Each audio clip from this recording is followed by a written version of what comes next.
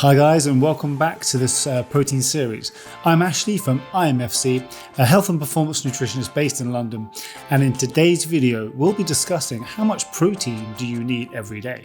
And we'll be focusing on 3 key situations which you might find yourself in over the course of the year, and we'll help you decide how much protein you might need given that situation. What the research says, top tips and strategies all coming up in today's video. And now for the purpose of this video, we'll divide it up into 3 main sections. And those sections are likely situations in which you'll find yourself in over the course of the year. The first section or first situation will be general protein needs for bodily function and to maintain muscle mass for people that are not dieting and not performing regular physical activity. And the second situation which we'll cover will be for people that are performing regular weekly resistance training or exercise activity, but who are not trying to lose weight and not dieting. So people that are in the third situation which we'll cover are going to be those people who are still performing the regular exercise activity every week. So again, the resistance training, the cardiovascular exercise, whatever sport that might be, but who are trying to lose weight, who are dieting. Now, there are, of course, other situations in which someone's daily protein needs might need to be looked at. Things like anyone with a certain autoimmune disease, PCOS, maybe diabetes, people recovering from injuries and of a certain age. All of those things we'll cover in a separate video, though, so tune in to see that one another time. Okay, so what are our general protein needs for day-to-day life for maintaining muscle mass and for our general bodily functions? Now, when we think about protein in the diet, we often think about eating protein as a way to gain muscle mass when doing some resistance training. But in actual fact, most of the protein that we ingest from our diet doesn't actually go for muscle building necessarily.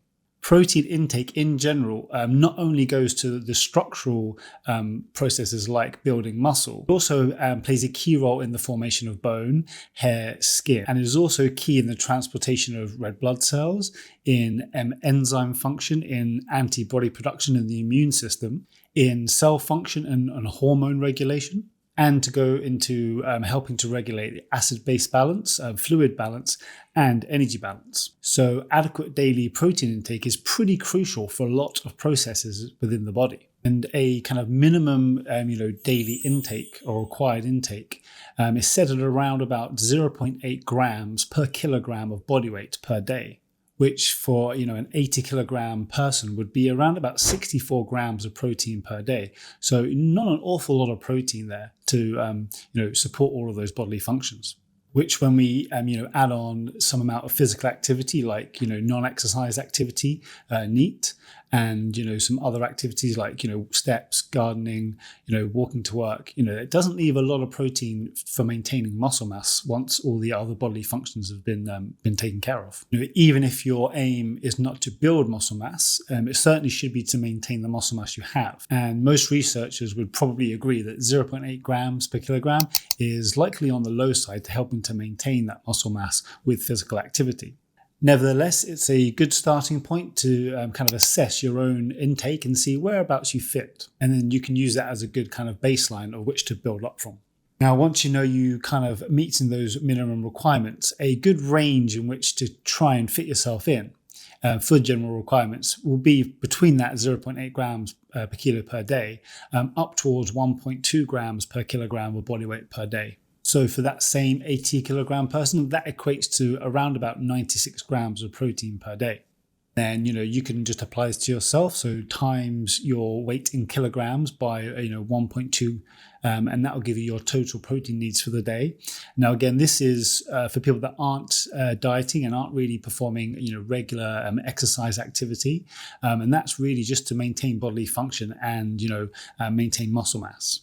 Great. And now on to section 2, and that's those people that are performing regular exercise activity every week, but crucially are not trying to diet. So people that are in energy balance or potentially even in a slight calorie surplus who might be trying to gain some weight. And now, as a general rule, as your levels of physical activity increase, your kind of nutritional requirements increase along with that. And so does then protein.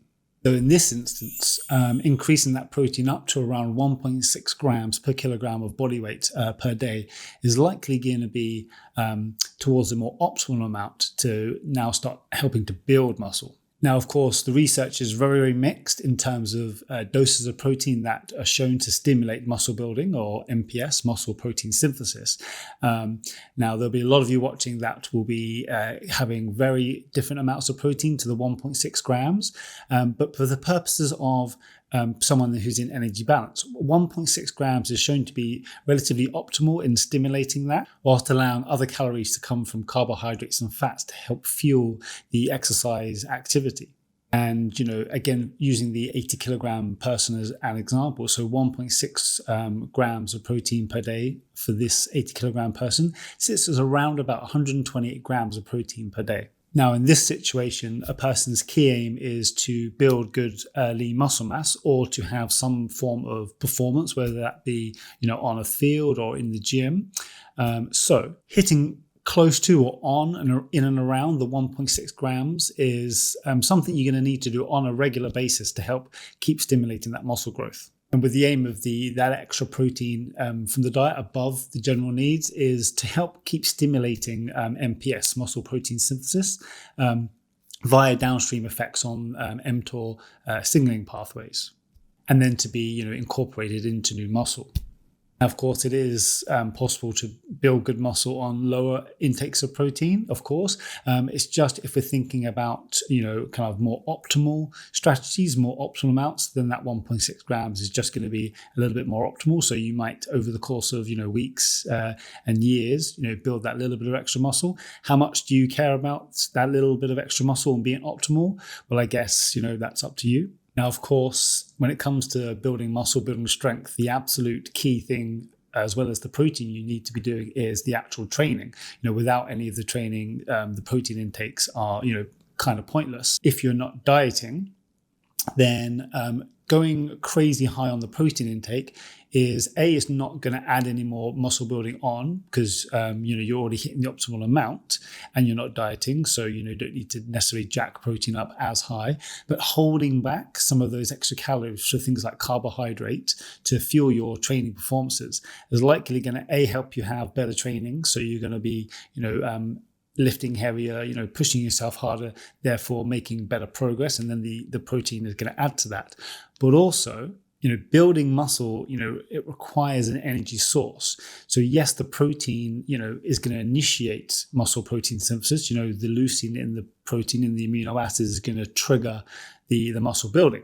But, muscle building requires energy long-term down the road, the elongation phase. And that's where, the stimulation from insulin via carbohydrate intake is really going to help with muscle building. So not going crazy high on the protein when you're in energy balance is likely a good thing, because then you can have more calories, more carbohydrate to help fuel the exercise, but also help rebuild and remodel the protein and the muscle after you trained. That's why it's hard to build muscle when you're dieting, because you're not, you're in an energy depleted state. You're in a catabolic state where you're breaking down tissue.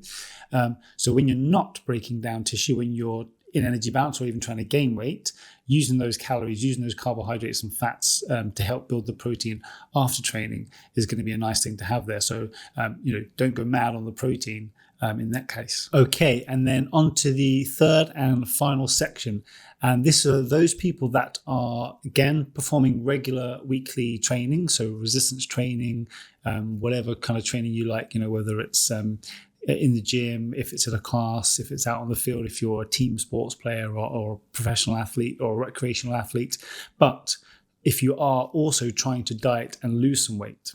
And in this situation, again, it's likely a good idea to maybe think about increasing that protein above that 1.6 grams per kilogram. Now, the reasons for this are that protein is very satiating. So it's very filling when you have it. So if you're dieting and you're eating a high protein diet, it's quite filling. Therefore, you're less likely to overconsume calories in other things. Less likely, but it's still possible, of course. It also has, protein has the highest thermic effect when you're digesting the protein. So around 20 to 25% of the calories from the protein sources you're going to, burn off whilst digesting the protein. So again, you're going to, take in less of the calories from the foods while you're dieting. So that's always nice. You can eat a little bit more there. And then also, again, because you're in this catabolic state where you're breaking down tissue, you're trying to break down fat, and not just breaking down fat, your body's going to break down your carbohydrate stores, you're going to lose body water, and it's going to, your body's going to try and lose muscle mass because it's kind of like not prioritizing that. So increasing protein again above that 1.6 grams is going to help protect muscle mass just that little bit more when you're dieting. And now, what protein intakes are good for people that are dieting and training? Well, and then here's the kind of the sticky point, because the research is fairly mixed on the ranges of protein that are optimal or kind of safe or potentially safe for different people. But likely it's going to be somewhere around, or starting from around 1.8 grams per kilo to 2 grams per kilo, probably as a start point. If you're increasing from 1.6, increasing a little bit initially as you start to diet. But potentially the longer you're dieting for, the harder you're dieting for, the more muscle mass you're trying to maintain or even try and build. Again, there's lots of research on varying levels of protein, from that 2 grams, 2.2, 2.5 grams per kilogram. And some researchers have used, 3, 3.5, 4.4, 4.5 grams per kilogram body weight per day of protein. Now, bearing in mind, in those studies, they've primarily been done in young, healthy individuals who are performing regular exercise. There might be some controversy when it comes to people that are overweight and obese in terms of high protein diets and insulin resistance. So again, a word of caution on going to the extremely high levels if you're anyone that's kind of severely overweight. But, increasing from, the lower end, 1.6 grams to around 1.8 to 2 grams is likely going to be beneficial. Probably not going to have too many issues, and it's going to help facilitate some weight loss. And the primary aim of those studies was to see if, when dieting, how much protein is helping to maintain muscle mass, but also it might potentially help people build muscle mass. And it seems like with increasing protein intakes, when dieting with exercise, keeping a high protein diet is going to help to maintain muscle, but also might help you build some muscle whilst you're dieting, which is kind of like a holy grail, and it's pretty hard to do. Kind of the purpose of this extra protein is to essentially keep you in a positive protein balance, a positive nitrogen balance, to get more technical. But if you think about muscle throughout the course of the day, we have muscle protein breakdown and muscle protein building, and that's in a constant flux throughout the day. So the extra protein is just a good way to keep you in this positive protein balance. So how do you know if you should be, around the 1.8 all the way up to the 4.4? Well, I would say most people don't need to be as high as 4.4, or it's probably unlikely you'd be able to get that amount of protein in anyway. But if you're someone that's kind of training regularly and you're just trying to shed a few pounds and trying to be healthy and happy, then, around 1.8 to 2 grams is a good start point. Space those out over the course of, 3, 4, 5 meals every kind of 3 to 5 hours, from breakfast all the way until, an evening feeding before bed. See how you go. And then the longer you're dieting for, the more weight you're losing, the more you're trying to maintain muscle mass or build muscle mass, you might want to gradually start to increase protein as you maybe reduce overall calories. Okay, so what are the kind of key points to take away from this video? The key points, I guess, is to just to really kind of re-emphasize that your protein needs, or your level of nutritional needs overall, but protein needs specifically, going to vary depending on your level of physical activity levels and your goals and your age. But as a general rule, the more activity you're doing, the more exercise, your protein needs are going to increase. And likewise, the more you're trying to lose weight and the longer you're trying to lose weight, protein needs are probably going to increase also. if building muscle or maintaining muscle is a goal of yours, which, it should be for all of us, not necessarily to get big and huge, but to maintain what you have and just to stay mobile and healthy. So for those of you that are training but not trying to lose weight, 1.6 grams per kilogram of body weight per day is a good start point. And, that's going to kind of maintain muscle mass, help you build muscle, and leave enough calories and food in the diet for good training and all that stuff. And then, of course, if you are dieting but also training, then, increasing that protein up 1.8 to 2 grams per kilo as a start point. And then the longer you're dieting for, the more weight you're losing, the more calories you're reducing out of the diet, the longer you go, the more increase in protein you're going to probably have to have. And again, how much more protein you go, well, again, there's a big range there, up to 4.4 grams per kilogram and beyond, if that's even possible for someone. But around the lower end too is probably fine. And if you're getting any value out of this video or this protein series in general, then go ahead and drop me a message in the comment section. Let me know kind of what your nutrition goals are, what you're working towards. Always very interested to hear from you. So go ahead, drop me a message, let me know. But from me, for now, that's all, and I'll see you next video.